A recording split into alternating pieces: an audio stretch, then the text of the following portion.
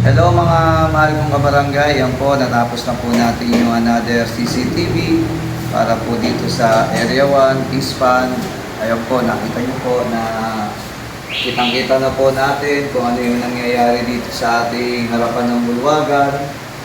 At bumbero natin, nandyan din po. Tapos, ayan, makikita nyo po, itong taas ng court, yung ating basketballan yan, medyo madilim kasi gabi.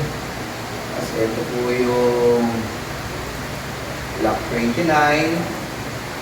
Ayan po yung marami po. Ito po yung kahabaan ng dagat-dagatan.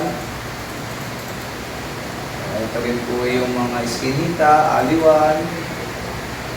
Ayan po. Tapos ayan po yung sa basurahan natin, ayan po yung truck, ito po yung mga tanod natin nandito. 24 oras po sila dyan. Ito po yung sa legal side. Ayan, nakita nyo, nakikita po natin, yung tabing ilog.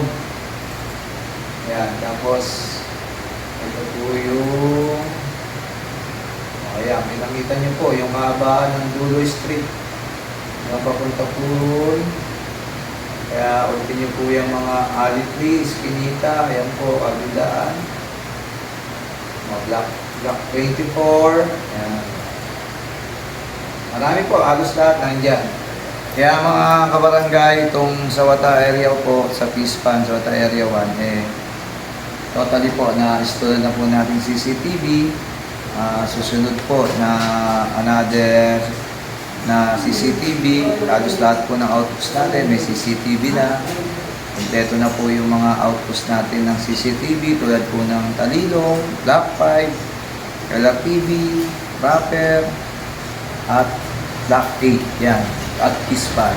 Kaya mga kabarangay, pakiusap po, bantayan po natin ang ating mga CCTV dahil napakalaking tulong po niya kasi sa dami ng nawawala, nananakaw, nalalaglag, pag nireview po natin sa CCTV, nakikita po natin at nababawi po ulit natin yung mga yun. Kaya ang laking tulong po ng ating mga CCTV. Kaya bantayan po natin ng maayos at magpalasakitan po natin dahil yan po ay pag-aari natin lahat.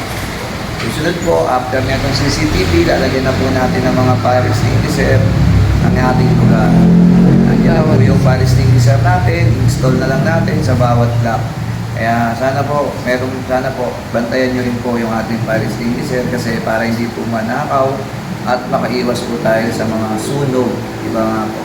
Kaya mga barangay, maraming salamat po sa inyong panonood at pagpalain po tayo ng ating Panginoon.